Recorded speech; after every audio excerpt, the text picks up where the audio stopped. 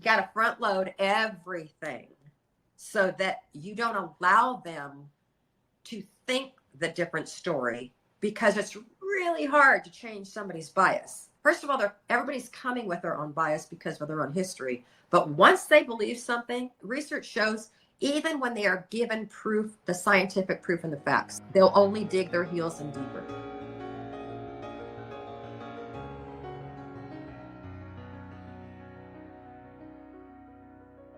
Today's Stepwise edition features two extraordinary women, both who have attained the tops of their fields in competitive athletics.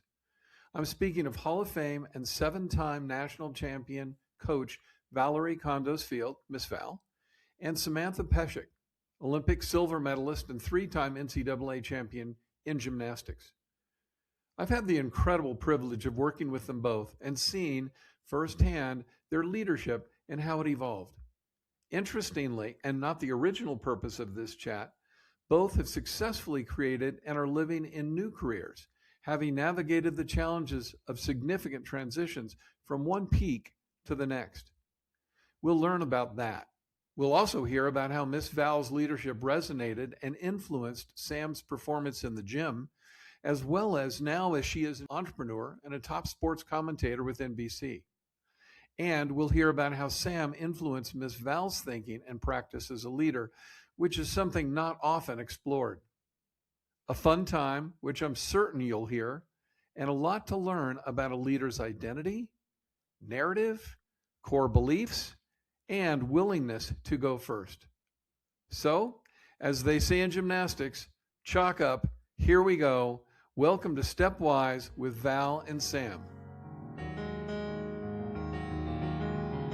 First, hey Sam, bring us up to speed. What are you doing now? Most people, if they heard my name in the past, they would probably associate it with the 16-year-old that went to the Olympics, was part of the team that won an Olympic silver medalist, came back, had to do 2 more years of high school, and went to UCLA where Valorie Kondos Field, or Miss Val, was my college coach. And under Miss Val, I won 3 NCAA championship titles. And when I graduated, I always knew that I wanted to do broadcasting, but it's a little bit like a struggling actor's life where you can't get a job unless you have experience, and you can't get experience unless you've had the jobs to show that you can do it. So, it's a really tough road. It's definitely not a linear path as a career. But as I was building that, I had to figure out how to pay for my life along the way. And so I decided to just do one gymnastics camp. I had done camps to get some extra money in college, and something that I think was my secret weapon in the sport was balance beam. I used to hate it, almost quit the sport, and then taught myself how to love it. And it ended up being my best event. And so I was like, if I could teach these athletes to think like a strong beam worker, not only are they going to have confidence on beam, but that confidence is going to transcend through the rest of their life. So as much as I wanted to help them in the gymnastics, and we do help them in gymnastics, I am most certainly more interested in the life skills aspect and helping them be strong women in the future. And so that's what we get complimented a lot from parents, is that it's not just about gymnastics, it's about all the other things that they carry through when they leave the gym. From our first event, we've done about 25 events a year since then. We have an app, an online platform. And so not only am I busy with broadcasting, but I also have the business that I had no idea I was going to be so passionate about when I first started. But seeing them, these young girls just have that light bulb moment and that aha moment of like, oh, wow, if I tell myself I can do this, or, talk nicely to myself, to put it plainly, the shift from I'm not going to be good at this, I'm going to fall, I'm so terrible, to I'm great. We get emails just about how much that affects them in school and everywhere else in life. So it's been a really fun journey for me. How did your athletics training, a sport that is based on perfection, but to get to perfection, you've got to fail and fail and fail and fail. How did that affect your early stages as an entrepreneur and your thinking about stuff? I think it helped that I actually wasn't very good at gymnastics when I started. I loved it. I was really passionate about it. I told people I was going to go to the Olympics when I was 5, but the reality was I didn't really have any of the ingredients at the time to be a great gymnast. I wasn't flexible. I was way too chatty. So I wasn't very disciplined in the gym, got in trouble all the time. I wasn't a prodigy at all. And so as I grew up in the sport, I had to have a strong mind, and I had to figure out what my secret weapon was as an athlete. And for me, that was learning from the best, figuring out how to set goals, figuring out how to push myself and almost manipulate my own brain to stay motivated on my goals and the vision. And so if you fast forward that to being an entrepreneur, like when I started my company, I was 25. I didn't have any business to start a company. I didn't know anything about business. And, the irony is that I was starting a business to help young gymnasts be more confident. But there were moments when I started that I was like, man, I can't do this. Why would these parents trust me? Why would, what credentials do I have to start this business? And so I just remember sitting there having these thoughts and then like laughing because I'm teaching these kids the recipe that I wasn't following at the time, having to kind of start back from square one and work my way up. I think it's really tough when you finish at the top of your game and kind of have to start back at the bottom and have that learner mentality, which I think I ended up getting to. Most of the people that will be listening to this, at least initially, might know a snippet of both of you, but I promise you it's not about how you have learned about leadership, how you are leading, all that stuff. And my curiosity about having both of you here started one September day back when Sam was a freshman coming into UCLA, and I was hearing all the stories about this young hotshot leader who was marshaling the freshman class, running stairs at Drake Stadium, getting everybody moving in one direction because she was driven to her goals. I'd love you guys to talk about what leading means. You come at it from the gymnastics world, now Sam from the business world as well. But what does leading mean to you, especially in the context of today's student athletes coming in, NIL, mental health, physical health, transfer portal, you name all the pressures that these 18-year-olds are feeling. Talk about leadership. What does it mean to each of you today? And if you were a leader taking over a college program like UCLA today, what would be the most challenging pieces of it? The most challenging piece of today is, and I understand this because of teaching still, so I'm still involved with that age, is that when I, as a 65-year-old, say something, quite often, either how I've said it, the words I've used, I don't even know the vernacular now of some of the things that I'm saying that are inappropriate, and how they are translating that. And so the communication part of this is so vitally important to keep those, to be able to have those honest conversations. I remember Sam Peszek, I don't know, it was your junior, your senior year. She's super, super smart, super driven, and not afraid of anything. And so that's how she just attacks whatever she does. Yeah. And you're not going to get a team of 22 young women that all have that same mentality. No. And so when Sam first came in, she led from a place of just do like I do, just follow me, just like, what's wrong with you? It's like Lisa Fernandez in softball. Why can't you do it? Just do like I do it. And we had a meet at the University of Utah, and we did horribly. She was always very much a team player. She was so ticked off that the team didn't do better and wasn't more pissed off. And I remember walking out of the tunnel with you, Sammy, and I remember just really simply saying, Sam, this is how you lead. Just follow me. I said, there's that way of leading. There's the way of pushing from behind. And the best way to lead is to walk with them. And so that's going to take you calming down, taking a pause, figuring out where they're coming from, and then having that conversation, but letting them know you are walking with them through all the muck and the struggle and the parts that they don't understand. You're going to be there right there with them. And that's when she literally flipped and became this undeniably effective leader. Wow. We'll be right back. Most high performers don't need more ambition or vision. They need better support infrastructure and daily practices to hold it. Wholeness at Work offers leaders real tools for meaningful growth, lifelong impact, and sustained performance. Explore our holistic tools, insights, and practices for working in a way that actually feels like you. Visit ourwholenessatwork.com. Sam, let's hear that same story from your perspective. Do you recall it the same way, or is Miss Val embellishing a little? No, I do remember it that way.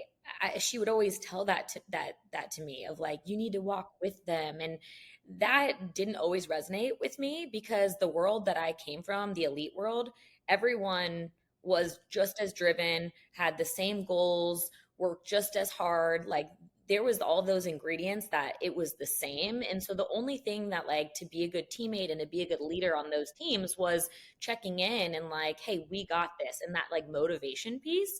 And so I feel like that I figured it out at that level in that capacity. And then coming to college and having gymnasts from different walks of life and different skill level and personalities and home life and just so many different groups of people like that is what did not click for me, that everyone had a different gymnastic upbringing. To me it was like everyone had the same sort of style of upbringing and we were all kind of coming together with the same ingredients. But I think the amount of times we had these talks about that, it started to sink in that like we didn't have the same perspective coming in. So we needed to figure out how to get on the same page together, not having the prior experiences that were the same as mine. Okay, leaders, so how do you do that? How do you empathize with people with different values, different gymnastics histories, different perspectives and values, different, all of that stuff? How do you lead people who are very different than the way you think and act and believe and move through life? I believe the best way is to get them to talk, to ask open-ended questions. It's the only way. Otherwise, you're assuming that you know what they're thinking. Great cultures establish this space where people feel safe to speak their truth. What I feel it has morphed into or started as, I don't really know, is this safe space is a place where people can be brave. It takes a lot of bravery to speak your truth. But there's not necessarily growth in that space. And it's not until that safe space adds the ingredient of a conversation where the growth happens. And so we actually had this conversation come up 2 years ago in the class I teach at UCLA. And the majority of these students are 5th or 6th year student athletes. And we were talking about the transgender athletes in women's sports. And I was like, great, because I love hard conversations. Let's keep it respectful, but I love hard conversations. And it was kind of going back and forth, and we were having this great conversation, and nobody had an answer, which was wonderful. This female athlete spoke up, and she said she was born with the testosterone level of a male. Where does she get to play? And we we're like, great question. And then another student said, she got very uncomfortable. And she said, can we just agree to disagree and move on? And I said, you just shut the conversation down. There is no growth in agree to disagree.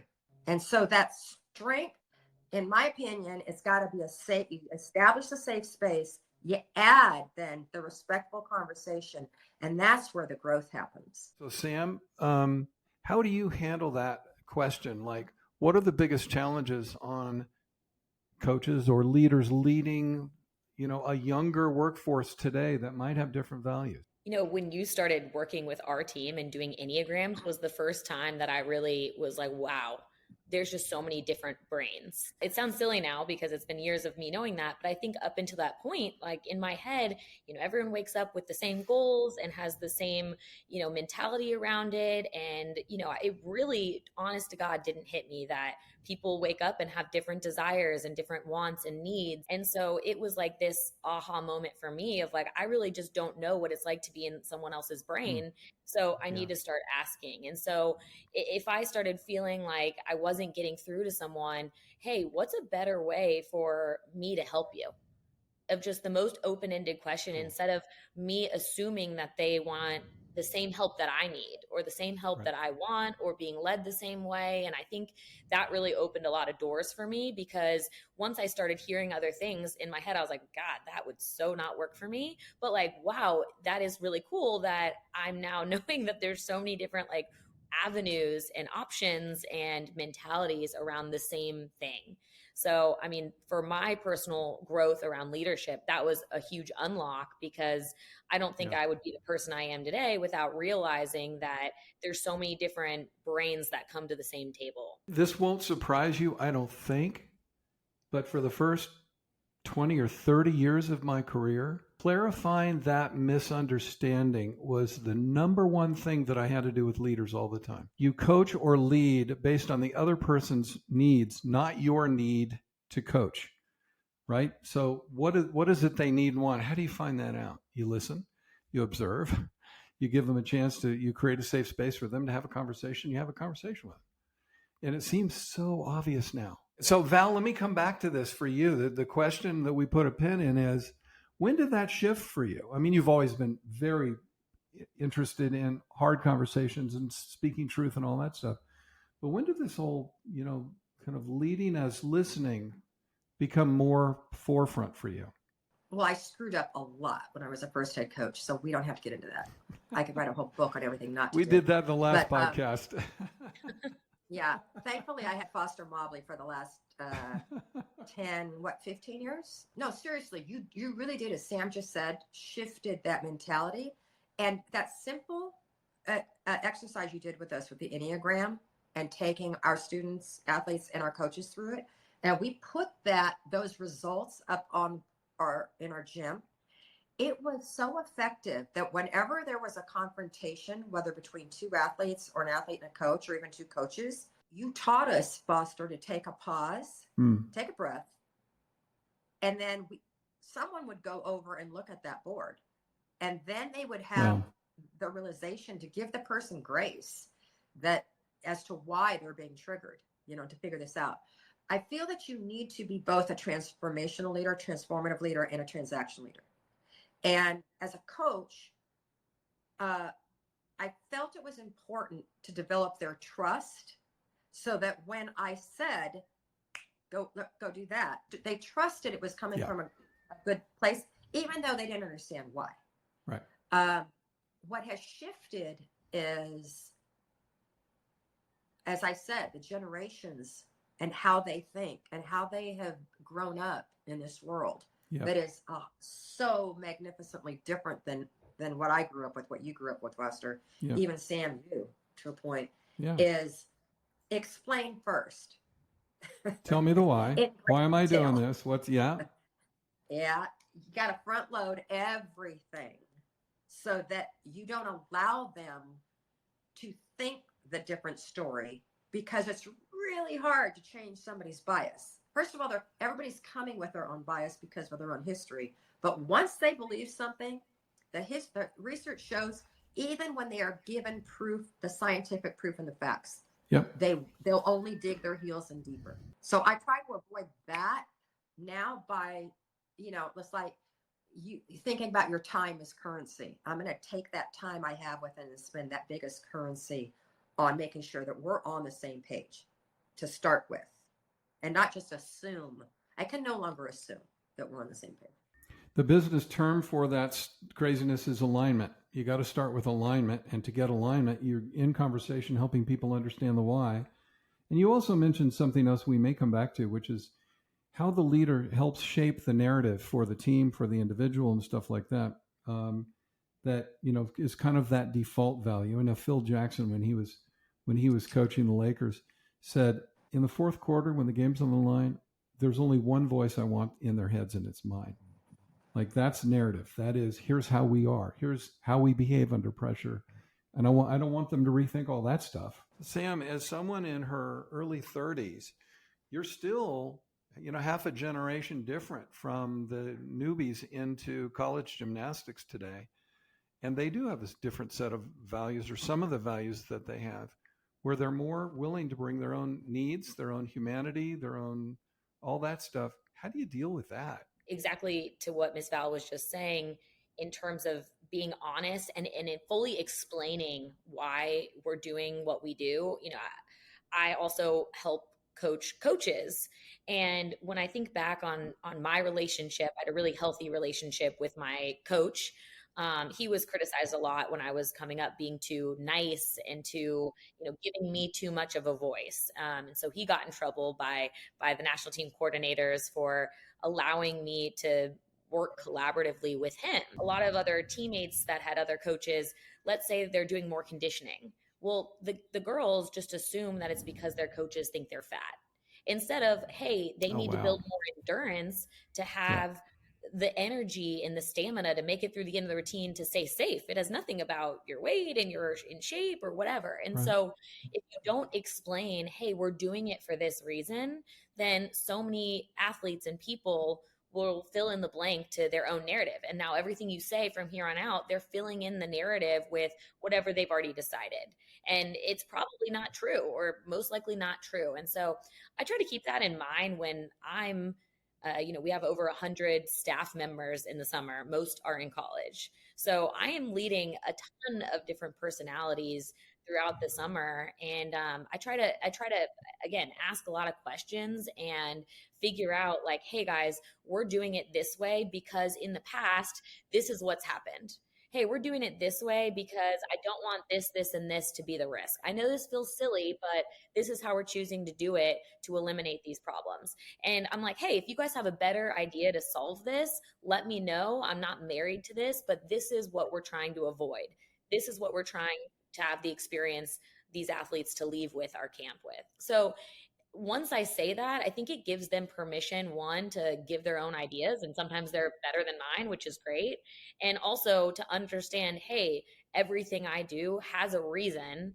And even if I'm not explaining it in the future, if I say like, we really need to do this, you can ask me later about it, but we don't have time for me to explain it. And to Val's point, build that trust with them that, hey, it's thoughtful and intentional, and the doors are always open to have that conversation. This notion about having them trust you enough so that when you have to just say, the train's headed north, you need to do that kind of building. Sam, I loved your word. It is transparency it is overused, and I think it's occasionally underpracticed. Transparency, communication, listening, showing compassion, care for the other person, trying to understand who they are as a person without just barking orders at them. Not a thing you guys have talked about is inappropriate for a business audience. Not a single thing. Everything you're saying will relate directly to a CEO or a manager in a company because it's all the same stuff. And Foster, what I'm sure you hear a lot as well is when I talk about the importance of trust, and that trust comes from developing a relationship. As soon as you say that word relationship, then they think they've got to go out to lunch with them and go to coffee with them. And it's going to take all this time. And I'm like, no. It's the drip method.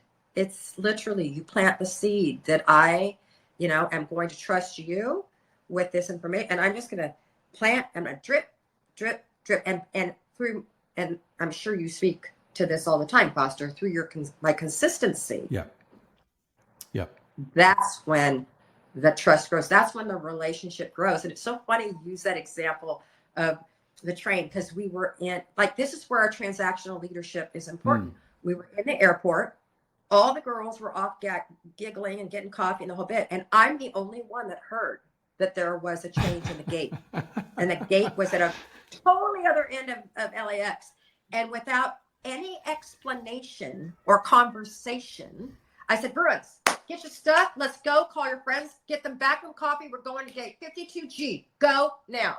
And they were like, okay, because they just trusted that I wasn't just barking orders to assert my leadership. In times of change, and Val, you've used the word transformational a lot. These are really disruptive times. It's not just college athletics. It's business in general. It's the world in general. It's the planet in general. It's all this stuff that we're having to learn new normal. Resilience is something great leaders teach so that their people are resilient.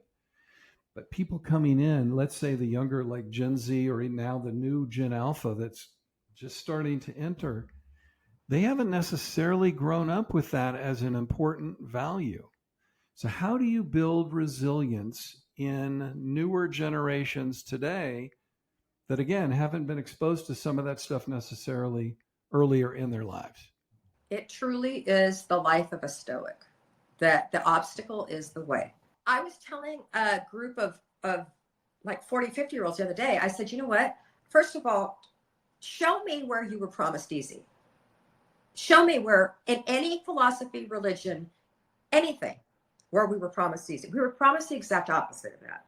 And the purpose of life is to learn and to grow, to be able to not look at those obstacles as poor me and having a pity party and why me, but to look at them as opportunity for growth. And I'll use that word, transformation. Like, I'm going to become a better version of myself through figuring this out. And I said to this group the other day, I said, it sucks when you're going along, life is going really good, and then bam, another life crap moment hits. But I've learned to look at it like, I honestly look at it like life kind of sitting back and going, okay, you got through the last thing I threw you. You got through breast cancer. Great. How about this? Let's see how you get through this. And it's like an invitation. And I go, game on, right? And you could not be talking to somebody who's was born with that every ounce of her DNA than Samantha Peszek. Sam, what do you think of this conversation? No, I this agree. notion about resilience. Yeah. I think grit is the most important thing that kids can be taught. I'm biased, but I think that the best and easiest way to learn that is through sports. Getting critiqued and having that have zero reflection on who you are as a person, your identity, your character. But hey, your coach is critiquing your form or critiquing how you throw the ball to help you achieve your goals. For me, it's important at Beam Queen when I'm coaching gymnasts to remind them, hey guys, why do you think that I am so tough and just keep repeating myself? Why do you think I'm doing that? And getting them to be like, oh, it's because you want the best for me. Yes, that's why I'm not doing it because I think you're, bad or mean or whatever. It's, I want to help you because I believe in you. And so I know that you have what it takes, but you need these few critiques. And so helping them develop that when someone in the workplace or a coach or a teammate is critiquing them, it has just no weight on anything other than their performance. And to me, that is like the first stepping stone of building grit and developing grit. And then it's like, okay, next time something happens, that's what their own inner voice is going to say. And it's like, oh, you're right. I need to do that better. Okay, I'm going to do that on the next one. So having that mindset, I think, is the most important thing for this generation. What Sammy does very well, simply because I know her so well and hearing you talk about this, Sam, and what I didn't learn until like the last maybe Foster with you 10, 15 years of my career was that information, it becomes toxic when it becomes personal. Yeah. And so many coaches either in a mean perspective make it personal. And why did you do that? Versus critiquing and giving the information on the skill. And then some coaches think they're funny. Think that snarky is funny. I was like that when I very first started coaching in the early 90s. I thought it was funny. Well, my team did not think it was funny. And they sat me all down and told me they didn't think it was funny. And so I learned that don't cross that line from information to personal. You say that. You both say that very eloquently. And I will tell you that's for especially Enneagram 3s, especially, and I'll speak from a male perspective, for male Enneagram 3s who have had success in their lives, that separation of feedback away from a personal attack, more on the process or that one outcome, as Sam talked about, is not easy to, as a receiver of feedback, to take. Now, as a giver of feedback, it is so important that I be able to communicate it in a way that it is not personal. Hold on. Are you saying that even when somebody gives you feedback that's not personal, you still take it personally? A lot of time, that's what I've had to overcome. When I turned 50, I decided I was going to try one new thing a year. Every year. And it's been magic. It has been magic. Unfortunately, one of the things that I wanted to try was I wanted to learn how to play the piano. And I suck at it. Yeah, you do. I've heard you. Yes, you have. And I get But I love your heart. Well, I just love it. No, I'm serious. I'm a piano player, but I love it when you sat down. When you sat down and played, it was like a 5-year-old. Yeah, it is.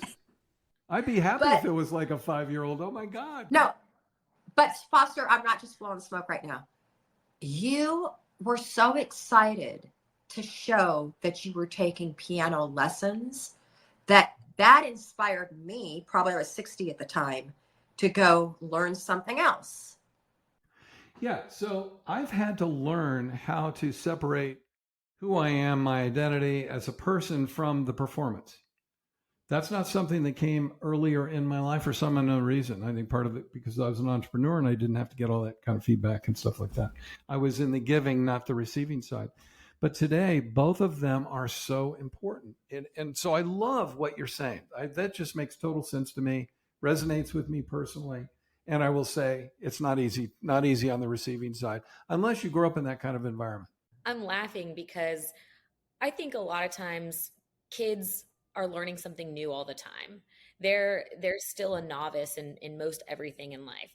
But you graduate college, and once you start getting comfortable in your career, there's really not much, unless you're trying something new, that you go back to that mindset. And so last year was probably my best career year ever, commentating for NBC primetime the Olympics. That was a dream come true. I couldn't even imagine. Beam Queen is very established. It's like this is like the first year that I'm not creating anything new. I'm not trying to learn something new in my career. And so I woke up this year and had a similar thought. I was like, I really need to go to the bottom of something. And so I have chosen paddle, or padel, however you like to call it. And I'm taking lessons, and I have a coach. I'm 10 weeks in, and I am so bad. I'm so bad. My fiance played tennis growing up, like recreationally, and just has the fundamental skills. And so it's frustrating having him always be better than me at this lesson. But it's kind of fun to remind myself all of those things that I had to remind myself when I started my business and when I started gymnastics of, hey, that's okay. I'm not getting it right now, but I'm going to get it next time. You're not going to wake up and be an expert in this. And I think it's just anyone listening that is maybe in a rut or too comfortable, if that's the way of saying it, I just encourage them to try something new, because it's hard. It's hard to go back to the beginning and have to learn that all again. But I think it makes you the best version of yourself to always have something that you're an expert in, and to also have something that you're a newbie in, so to speak. I love that. What great advice, Sam. Thank you. Yeah. I have a question for both of you. I'm hijacking your podcast. Good. Shocker. I'm so surprised by this. Shocker. So, Pastor Mobley, Dr. Mobley, if I had a doctorate, I would want to be called Dr. Miss Val. Dr. Miss Val. Dr. Miss Val. Actually, Dr. Professor Miss Val. Val, I'm going to put that on the label for the title for this, Dr. Miss Val. We're talking about generationally, and I can't stand it when people rag on the younger generations, Gen Zs and Gen Alphas and even some millennials, because it's not their fault. Part of your insecurities comes from this phone. But your generation, my generation invented this. And then the generation below me invented social media. But I'm not a casualty of it. You're the casualties of it until you take ownership of it. So what a lot of people talk about with this generation is they want it fast. Like Brené Brown says, cheap, fast, and easy. And it's like they don't want to put in the reps.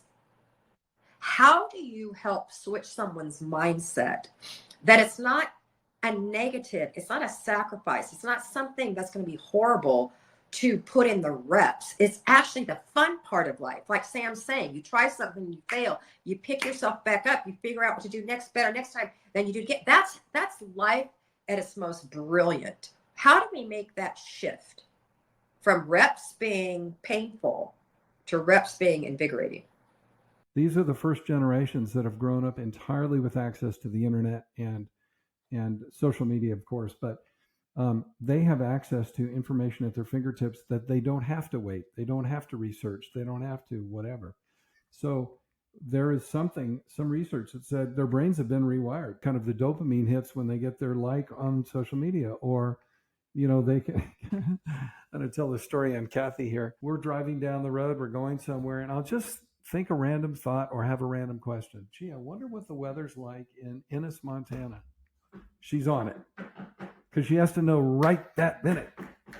So I don't know if it's a generational thing, but like we do have access to that. So your question's a great one. How do we build that resilience by helping encourage the belief that reps are good? So I'm going to shut up. Sam, you have thoughts on this one? To me, it's that introspection of what makes you feel at your best. And when I'm thinking about myself, it's setting goals, maybe achieving goals. And when I've thought back of the things that have brought me the most amount of pride and joy in my life, it's not the things that have come easy. It's the things that I've, had a struggle and had to put that hard work in and had to build the grit, and it wasn't easy. And then it started getting easier. Maybe it's through gymnastics, or maybe it's through the mindset, or really having to be reflective of myself. But now in my adult life, I'm not putting routines together in the sport of gymnastics. I'm not going through a difficult preseason. And so you go through seasons maybe in a rut where you have to think like, okay, like I'm missing X, or I'm not feeling that dopamine to a higher level because I haven't had discipline lately. And so I'm doing all these things that are fun, but like I need to get back to the drawing board of what I really want. And sure, there's seasons where you have fun, there's seasons where you have work. And so I think really thinking about your goals, and if your goal is to run a marathon, you're going to have more pride and happiness and joy if you spent 2 months, I don't know how long it takes, maybe 4 months, to train for the marathon versus waking up one day and just saying, I'm going to run a marathon. You're probably going to be more proud of yourself and have more confidence in yourself and be rewarded with your dopamine at a higher level than if you just woke up and try to run a marathon, whether you ran it or not. Even if you did, I don't think you would have the amount of pride as if it was really hard and you spent a lot of time working towards it. What fascinates me, Sam, is that is a perfect Sam answer. Seriously. And I love that because you are wired to think about goals and accomplishments and tasks and organization. I'm overwhelmed at times by the number of people that don't think that way, that for them, setting a goal in place and having a plan to get there is, I'm speaking French now. Like they don't quite get that. And this kind of gets back to what both of you said earlier. And this is the narrative that the coach or the leader helps to put in the brain of others. Like, this is the way we do this. This is our goal. Here's why we do it. Let's find out about how you best think we can accomplish. I'll add my experience and wisdom to you, and let's come up with a reasonable plan. Val was kidding about the Stoic stuff, but there's a lot of teaching of life that a leader has to do with younger generations. And by the way, I don't like to disparage younger generations. They have a whole different skill set. They're freaking brilliant. And they're not one big block of people. There's a lot of variability in there as well. So I don't like to generalize. But teaching them about life, teaching them about being organized, teaching them about goals is something I don't think people used to have to do, but it seems like an important thing to do these days. I will never forget one of the greatest lessons that any student athlete on our team gave to their teammates was the year Sam tore her Achilles. And it was the last day before we were going home for spring break, for Christmas break, the last event. I promised myself I will never forget how impressed I was with her ability to look at the life situation the way she did, because she just didn't say, oh, it's okay, bad stuff happens to everybody, it's all right, or this was meant to be. It wasn't any of that sunshine. She didn't do any of that. It was like, well, this sucks, I'm not gonna be able to compete this year. Basically said, I'm gonna give myself till tonight, the rest of tonight, to be pissed off, mad, sad, a little bit, and then tomorrow I'm waking up and I'm attacking this. And we used to call it ruthlessly attack your weakness. And Sam said, she came in, she goes, okay, my weakness, and she said this early on, my weakness was my flexibility. And she said, I'm going to ruthlessly attack my weakness. And she didn't just do this outside of the gym. She spent 3 hours in the gym coming up with every flexibility exercise she could think of. She went to hot yoga. It's the first time we ever had any athletes go to hot yoga because they went to Sam Peszek. And she literally comes back the following year. I'm sorry, Sammy, how tall are you? 5'1" on a good day. She's 5'1" On a good day. on a good day. And she literally came back the next year, and some of the judges came up to me and said, "Did Sam grow? She looks so much taller." I was like, "No, it was the hot yoga." So I remember during COVID, I remember Coach Saban telling his team, "You're going to either go through this time or you're going to grow through this time." Sam Peszek totally exemplified that. She grew more in that time of suck and struggle than she did the first 2 years that she was at UCLA. Because of how she chose to look at it. Yeah. Nothing from what I did. First of all, thank you. Second of all, I disagree because I still hear maybe the most impactful quote that I still hear from you is everything in life is a choice. And it's like, I think it's a different way of saying everything happens for a reason, but it gives you power to make the next move. And so even now I find myself where something happens and I'm just like, or it doesn't go your way. Like the first thing I say is, okay, everything in life is a choice. And it's like, I have the power to make my next move. Do I want to, throw a fit? Do I want to give up? Do I want to, and think about it. What message does that send? And does it get me close to the goal? What message does this option send? Does it get me close to the goal? And then it helps me decide on how to proceed with whatever decision I'm trying to make. Even if I at first didn't think I had any options, you always have a choice. And even if you don't really like both outcomes, you still got to pick one and you still get to pick one. And so I think in those moments, I think that was the first time where something really bad had happened that I think I quickly, I won't say snapped out of it, but had a different frame of mind because you continuously reminded us that everything in life was a choice. Understanding that, and that was came from a lot of my discussion again with Foster. Some people believe everything in life happens for a reason. I don't believe that, but I believe that we have the choice to be able to choose our response. Here we go, Foster. I learned so much from you. You also have a choice to give the situation meaning later on. Yeah. I feel like I don't always love that everything in life is for a reason. I do believe that everything happens for a reason. I think those are two separate things, but you just don't know what that is until later. And you can choose to have the perspective on it that it happened for no reason, or you can choose to look back and say, oh, I learned this, this, and this. And because I went through that, I have these new tools in my toolbox to help me moving forward. So it's like the mindset of however you want to think about that tough situation. There's an old Kenyan prayer that says, there is no use preaching unless our walking is our preaching. And so, that says to me that the example, Sam, you have no idea how many athletes you've affected by how you approach that. Will continue to affect a lot of athletes. We don't know, but you lived it. That's leadership. We didn't take a lot of words. It took a courageous act by someone who was in a lot of pain at the time, but to make a choice and to move and to continue to grow through it. That's powerful leading. So let me stay on that one, Sam. With your roles today, you are an entrepreneur with a very successful organization. You're a broadcaster who influences a lot of people on that team and on the staff and all of that stuff, along with the other roles in your life. If people were to use 3 or 4 adjectives to describe your style of leading, what would they say about Sam Peszek? Oh, man. I mean, from probably when Val saw me lead to now, I think it's changed a lot. I think I have a lot more grace. I think that I had never watched the leaders in my life as a young kid were the ones you read about in the news for USA Gymnastics. Yeah. I think collaborative is a word that I would use now. I think the smartest thing about me is that I find other smarter people in whatever their expertise is, versus I don't think I'm the smartest person in the room ever. And so learning from other people, I think, has helped me grow in my leadership style and also just as a business owner, and then reminding everybody the why.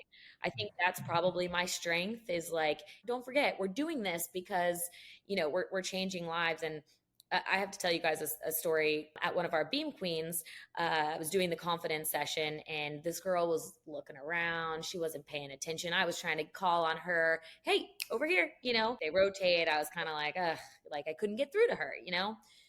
Couple rotations go by at the end of the event, and she calls me over, and she's like, hey, Sam, can you come over here? And I'm like, yeah. All of a sudden, she starts bawling, and I'm like, what's going on? Did I miss something? Did you have a fall? And she cuts herself, but she calls it scratching. And she was like, I've been scratching myself for years, and I've never had the confidence to tell anybody about it until today.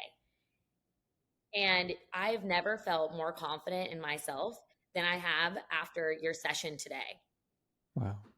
I always tear up telling that story, because like, that's what it's really about. And it's like, I always tell that story to our staff, because I'm like, it's the kids that you think aren't paying attention that actually need it the most, that are paying attention, that are, in it. I think just reminding everybody of the why, and like why we're doing this and why we're coaching them, helps keep, I don't know, the train on track, if you will. Yeah, for sure. Yeah, thank you. I love that story, Sam. Story. That's really Wow. very powerful. Yeah, that was a couple years ago. Ooh, and it's still cool. Hits home. Yeah. I was like, oh my gosh, like this is no other reason, who cares about gymnastics? It's like the stories like that like, hopefully she's going to remember that for the rest of her life. Well, and for every story like that you hear, there are 100 that you don't, and you're still influencing lives hugely. It's like, she had the guts to come up to you and tell you, but the seeds you are planting for the rest of their lives, you're helping people really think about themselves and life in a very different way.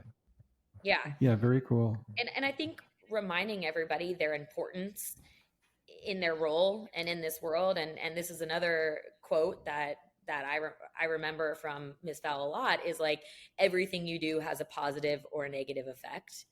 And it's just so important, because for the people that don't feel like they have significance, or they don't feel like they're down on themselves, it's like, okay, well, you have a couple choices here, and reminding them that what they do does affect others.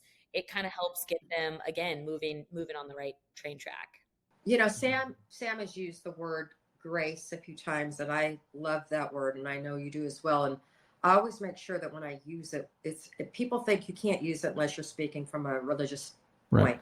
And that's not about it at all. It truly is giving somebody the benefit of the doubt that what you're assuming they're thinking is not the truth, that they have their own truth.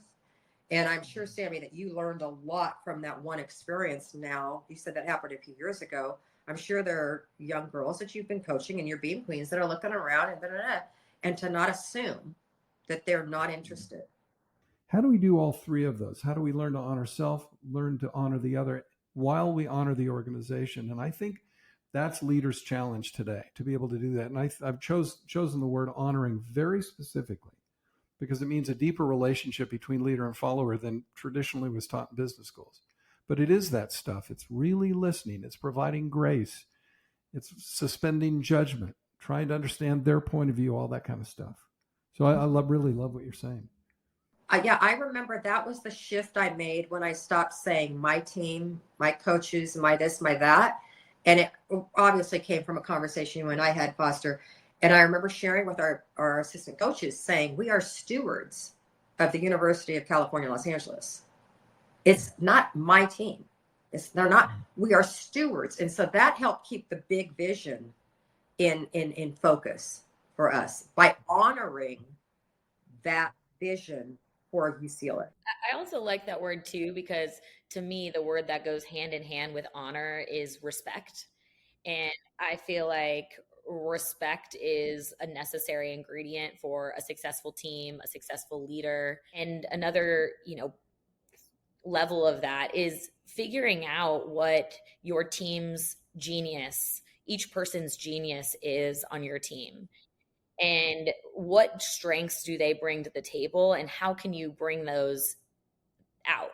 because what their strengths are going to be is probably different than yours and different than the next person. And so how do you figure out what each one is, and then, celebrate their genius to encourage them to blossom, the this, the that. And so that's what I try to do on my small team, is like, hey, Megan's amazing at this. Sid is our social media, anything questions we filter, so that we create lanes for each other, and then we work collaboratively on design and this and that, and being really structured in that way, where we can encourage creativity and sharing, but one person is in charge of this particular bucket, if you will. And I love the word genius, that whole concept about letting people play at their highest and best, what they're uniquely good at, and then finding a way to integrate that into the goals that you've got for the organization.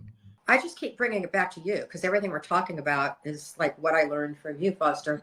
And I remember, for your listeners that don't know, yes, I won 7 national championships, but I've never done gymnastics in my entire life. I was a ballerina. So I kind of always had this imposter syndrome thing going on. And I contacted Foster in 2009 because we hadn't won a championship in a while.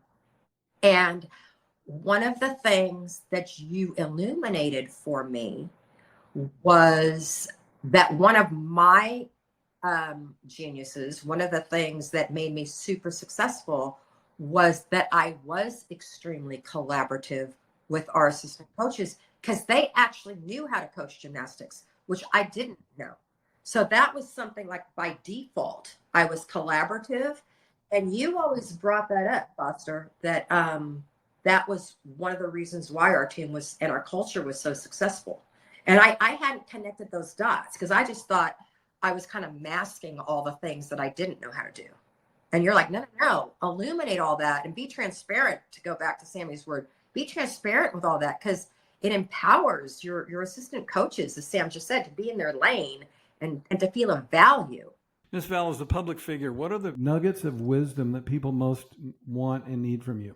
I get most asked to talk about goal setting, to talk about adversity, disruptives, to talk about all the things that the minutiae that they're dealing with on a daily basis. And then every single keynote that I give, regardless of what the context is, I will always tell my story of getting breast cancer and hearing from God, or you can say the universe, I don't care how you translate this, but I felt it was God saying to me, be anxious for nothing and grateful for all things. And how I translated that and have embedded that, gratitude has become my default. Actually, Sam was on the team when I had breast cancer, and how I shifted the word, like Sam just said, I get to get chemotherapy. I don't have to get chemo. I get to, because I lived at a time that actually had the chemo. And shifting that one word have to get to, not just changed my entire year with cancer and chemo and surgeries, but it's changed my entire life since, that choosing get to versus have to. And inevitably at the end of all of I can talk about goal setting and disruptives and everything. And at the end, people always come up with tears in their eyes and they say, that story really resonated and hit hard. Yeah, it's powerful. 2 powerful women, 2 powerful leaders. I am grateful to you both. I appreciate the generosity of your time. Always the chance to learn from you guys. You helped me connect a couple of thoughts today that had been disconnected before. Fantastic. So thank you both.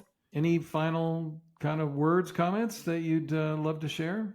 I just love the fact that, Foster, you're continuing to have these conversations that help shape my life, help shape Sam's life, and it's, as we've said from the very beginning of this, it's the conversations, and you helped us understand how to have those hard conversations and bring them all to life and create a better culture because of it. I think knowledge is power. And so for anyone wanting to deepen their own understanding of their own brain, or what brings them joy, or how to be introspective, or the questions to start asking yourself, it's like just seeking out information of podcasts like this and more conversations that you have like this, Foster. What I say might not click, but maybe when Miss Val says it, someone's going to have the light bulb moment, and vice versa. And so just figuring out who you can look towards, or what you can read, or what research kind of lights that fire in you to help you be the best version of yourself. And sometimes it's not the first thing you look into, but just keep learning and you're going to find the answers that you're looking for. I'm grateful to Val and Sam for sharing their thoughts about their journeys and about their practices as leaders. I'm struck by a couple of moments. First, the moment when Sam discovered that the best way to lead is walking with others and not in front and not behind, and understanding that people have different styles, beliefs, backgrounds, and they don't all think the way that she did. And second, when Val shared that she loves hard conversations as that's where the real learning and growth occurs. So many great moments. I hope you enjoyed this and will follow Val at officialmissval.com and Sam at samanthapeshek.com and Samantha Peszek on socials. If this conversation was worth your time, and I hope it was, do one thing for me before you close the app. Leave us a review on Apple Podcasts. It takes 60 seconds. It's how people like you help people like me find this show. And if what we talked about today sparked something in you, good. That's the whole point. There's a book called Leadership, Rethinking the True Path to Great Leading. Yes, that's the real title that goes deeper into this territory. It's on my website at fostermobley.com. Check it out. And then sign up for our email list to be notified when my next book, Honoring, goes into pre-sale in 2027. And if there's one person in your life who needed to hear this episode, send it to them. Not because we need the numbers, because they need the conversation. Set the table, invite cool people, magic happens. I'm Foster Mobley. As always, friends, stepwise. Our music for Season 3 is composed and performed by Montana musical legend Philip Alberg, courtesy of Sweetgrass Music. Phil's recent passing was felt by many, including those of us associated with this podcast. If you're not familiar with Phil's Grammy-nominated music, do yourself a favor and follow him on Spotify, Apple, or wherever you get your music. We thank Patty Alberg and Sweetgrass Music for access to this beautiful piece. Thank you for listening to Stepwise. Stepwise is produced, edited, and promoted by Zedist with support from Amber Gillard Consulting. Find more episodes and resources at fostermobley.com and follow Foster on social media at Foster Mobley. We'll see you next time.